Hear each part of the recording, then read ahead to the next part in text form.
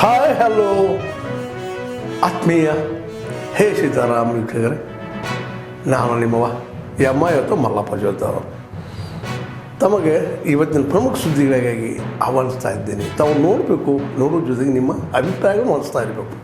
ಈ ಪ್ರಮುಖ ಸುದ್ದಿಗಳನ್ನು ನೋಡ್ತಾ ಹೋಗಿ, ಜೊತೆಗೆ ನಿಮ್ಮ ಅಭಿಪ್ರಾಯ ತಿಳಿಸ್ತಾ ಹೋಗ್ರಿ ಅಂತ ಹೇಳ್ತಾ ನೋಡಿ ಈ ಸುದ್ದಿಗಳನ್ನು ಬರ್ತಾ ಇದ್ದಾರೆ. 13 ವರ್ಷದಿಂದ ದೇಶಕ್ಕೆ ಸ್ವತಂತ್ರ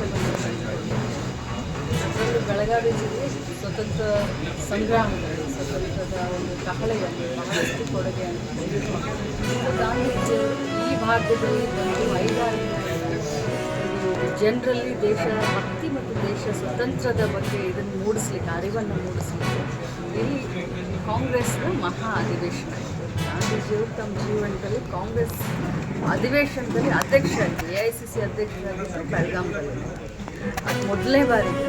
ಅದಾದಮೇಲೆ ಅವರು ಬೇರೆ ಆಗಿ ಭಾಳಷ್ಟು ಐತಿಹಾಸಿಕವಾದಂಥ ಕಾರ್ಯಕ್ರಮವನ್ನು ನಾವು ಗಾಂಧಿ ಭಾರತ ಯಾಕಂದರೆ ನಮ್ಮ ದೇಶದಲ್ಲಿ ಗಾಂಧಿಯ ಆದರ್ಶ ತತ್ವ ಸಿದ್ಧಾಂತವನ್ನು ಮುಂದಿನ ಪೀಳಿಗೆಗೆ ನಾವು ಹೇಳ್ಕೊಡ್ಲಿಕ್ಕೆ ಆ ಒಂದು 100 ವರ್ಷದ ಒಂದು ಸವಿ ನೆನಪಿಗೆ ದೇಶಭಕ್ತಿಯನ್ನು ಜಾಗೃತಗೊಳಿಸಲಿಕ್ಕೆ ಈ ಒಂದು ಗಾಂಧಿ ಭಾರತವನ್ನು ಅಂತ ಹೇಳಿಕೊಂಡು ವಿಶೇಷವಾದಂಥ ಕಾರ್ಯಕ್ರಮವನ್ನು ಭಾಳ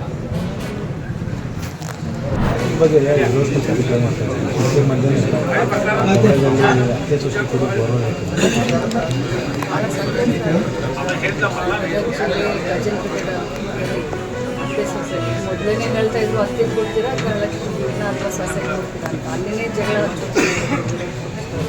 ಆದರೆ ಅತ್ತೆ ಸೊಸೈಟಿ ಬಿಟ್ಟ ಹಣವನ್ನು ಇವತ್ತು ಬೋರ್ವೆಲ್ ಹೊಡಿಸಿ ಆ ಬೋರ್ನಿಂದ ನೀರು ಹತ್ತಬೇಕು, ಆ ನೀರಿನಿಂದ ವ್ಯವಸಾಯದಲ್ಲಿ ಅಭಿವೃದ್ಧಿಯನ್ನು ಮಾಡಬೇಕು, ಅದನ್ನು ಸಂಪಾದನೆ ಮಾಡಬೇಕು. ಭಾಳ ಆದರ್ಶವಾದ ನಾನು ಉಳಿದ ಎಲ್ಲ ಯಜಮಾನಿಗಳು ನೀವು 2,000 ಜಾಸ್ತಿ ಅಲ್ಲ ತಿಂಗಳಿಗೆ ಹಾಕ್ತಾರೆ, ಬಟ್ ನಮಗೆಲ್ಲರಿಗೂ ಅನುಕೂಲ ಆಗಲಿ ಅಂತ ಸರ್ಕಾರ ಕೊಡ್ತಾರೆ.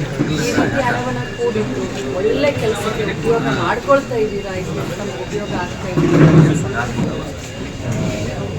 ಕರ್ನಾಟಕ ಬ್ಯಾಕ್ವರ್ಡ್ ಕಮಿಷನ್ ಬೆಂಗಳೂರಿನಲ್ಲಿ ಈ ಪ್ರಕರಣದಲ್ಲಿ ನಾನು ವಕಾಲತ್ತು ವಹಿಸಿ 3 ಬಾರಿ, ಅಂದರೆ ದಿನಾಂಕ 12/2/21, 28/12/21, 4/3/22ರಂದು 3 ಬಾರಿ ಸಮಾಜದ ವತಿಯಿಂದ ಈ ಕೇಸಿನಲ್ಲಿ ವಕಾಲತ್ತು ವಹಿಸಿ ಫುಲ್ ಬ್ಯಾಕ್ವರ್ಡ್ ಕಮಿಷನ್ ಮುಂದೆ, ಅಂದರೆ ಫುಲ್ ಬೆಂಚ್ ಮುಂದೆ ನಾನು ನನ್ನ ವಾದವನ್ನು ಮಂಡಿಸಿದ್ದೀನಿ. ಈ ಮೂಲಕ ನಾನು ಏನು ಹೇಳಿ ಬಯಸ್ತಿದ್ದೀನಿ ಅಂದರೆ, the Karnataka state commission for backward classes act 1995 ಅಂತ ಒಂದು ಕಾನೂನಿದೆ. ಆ ಕಾನೂನಿನಲ್ಲಿ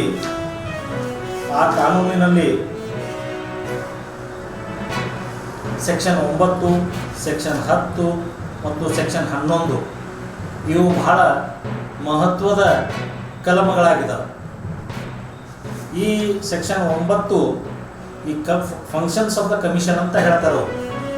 ಈ ಬ್ಯಾಕ್ವರ್ಡ್ ಕಮಿಷನ್ ಯಾವ್ಯಾವ ಕೆಲಸಗಳನ್ನು ಮಾಡಬಹುದು ಅಂತ ಹೇಳ್ತಾರೆ. ಅದರಲ್ಲಿ ಕ್ಲಿಯರ್ ಆಗಿ ಬರೆದಿದ್ದಾರೆ, the functions of the commission shall be as follows: to examine the request for inclusion of any class of citizens as a backward class in the list and hear the complaints of over inclusion or under inclusion of any backward class in such list and tender such advice to the state government. Press conference ಮುಖಾಂತರ social democratic party of India ಒಂದು ಪ್ರಮುಖವಾಗಿ ಈ ರಾಜ್ಯ ಸರ್ಕಾರಕ್ಕೆ ಗಮನ ಸಲ್ಲಿಸಬೇಕಂತ ಹೊರಟಿರುವ ಉದ್ದೇಶದಿಂದ ಚಲೋ ಬೆಲ್ಗಾಂ ಅಂಬೇಡ್ಕರ್ ಜಾಥಾವನ್ನು ಹಮ್ಮಿಕೊಂಡಿದೆ. ಅದು ಉಡುಪಿ ಜಿಲ್ಲೆಯಿಂದ ಪ್ರಾರಂಭ ಆಗಿ ಸರಿಸುಮಾರು ಒಂದು 10 ಜಿಲ್ಲೆಯಿಂದ ಪ್ರವಾಸ ಮಾಡಿ ನಾಳೆ 14ನೇ ತಾರೀಕು ಬೆಲ್ಗಾಮನ್ನು ತಲುಪ್ತಾ ಇದೆ. ಇದರ ಮುಖ್ಯವಾಗಿ ಉದ್ದೇಶ ನಮ್ಮ ರಾಜ್ಯ ಕಾರ್ಯದರ್ಶಿ ಸ್ಪಷ್ಟನೆ ಮಾಡ್ತಾರೆ. ಅದರಲ್ಲಿ ಪ್ರಮುಖವಾಗಿ ಹೇಳಬೇಕಂದ್ರೆ, ಈ ರಾಜ್ಯ ಸರ್ಕಾರ ಕಾಂತರಾಜ್ ಆಯೋಗದ ಏನು ಶಿಫಾರಸುಗಳು, ಶೈಕ್ಷಣಿಕ ಮತ್ತು ಆರ್ಥಿಕ ಪರಿಸ್ಥಿತಿ ಬಗ್ಗೆ ಏನು ಒಂದು ಸರ್ವೆ ಮಾಡಿಸಿದ್ರು ಕಳೆದ ಸರ್ಕಾರ ಸಿದ್ದರಾಮಯ್ಯ ಸರ್ಕಾರ ಸರಿಸುಮಾರು 120 ಕೋಟಿ ಖರ್ಚು ಮಾಡಿ ಆ ವರದಿಯನ್ನು ತಯಾರು ಮಾಡಿಸಿದ್ರು. ಇವ್ರದೇ ಆದಂಥ ನಾಯಕರು ಪಾರ್ಲಿಮೆಂಟ್ ಸೆಷನ್ನಲ್ಲಿ ರಾಹುಲ್ ಗಾಂಧಿಯವರು ಸೋಷಿಯಲ್ ಆ್ಯಂಡ್ ಎಕನಾಮಿಕ್ ಸರ್ವೆ ಮಾಡಬೇಕಂತ ಒತ್ತಡ ಮಾಡ್ತಾ ಇದ್ದಾರೆ, ಇಡೀ ದೇಶದಲ್ಲಿ ಮಾಡ್ತಾ ಇದ್ದಾರೆ. ಆದರೂ ಇವ್ರದೇ ಸರ್ಕಾರ ರಾಜ್ಯದಲ್ಲಿ ಇದ್ರೂ ಇವರು ಅದು ಜಾರಿ. ಇಲ್ಲಿವರೆಗೆ ತಾವೆಲ್ಲ ಸುದ್ದಿಗಳು ನೋಡ್ತಾ ಬಂದ್ರಿ, ನೋಡಿದಿರಿ. ನಿಮಗೆ ಖುಷಿನೂ ಆಗಿರ್ಬೋದು, ಅಥವಾ ಒಂದು ಸಂತೋಷ ಆಗಿರ್ಬೋದು, ಒಂದು ದುಃಖನೂ ಅನಿಸ್ಬೋದು. ಯಾಕೆ ಸುದ್ದಿ ಹಾಕಿದಾರಪ್ಪ ಅಂತ ಅನ್ಬೋದು. ಏನು ಅನಿಸಲ್ಲ ನಿಮಗೆ, ನಿಮ್ಮ ಅನಿಸಿಕೆಗಳು ನಮ್ಗೆ ಭಾಳ ಪ್ರಮುಖ. ಈ ಸುದ್ದಿಗಳು ನಿಮ್ಗೆ ಏನು ಅನಿಸಿದ್ರು ನೀವು ಕಾಮೆಂಟ್ ಬಾಕ್ಸಲ್ಲೇ ಹೇಳ್ತಾ ಇರ್ರಿ. ಜೊತೆಗೆ ಎಲ್ಲಕ್ಕಿಂತ ಹೆಚ್ಚಿಗೆ ಇದನ್ನು ಶೇರ್ ಮಾಡ್ತಾಯಿರ್ರಿ ಈ ನ್ಯೂಸ್ಗಳನ್ನು. ಜೊತೆಗೆ ಏನಪ್ಪ ಅಂದ್ರೆ ಹೇ ಸೀತಾರಾಮ್ ನಿರಂತರ ನೋಡ್ತಾ ಇರ್ರಿ. ಹೇ ಸೀತಾರಾಮ್ ಸತ್ಯದ ಕೈಗರಣೆ ವಂದನೆಗಳು.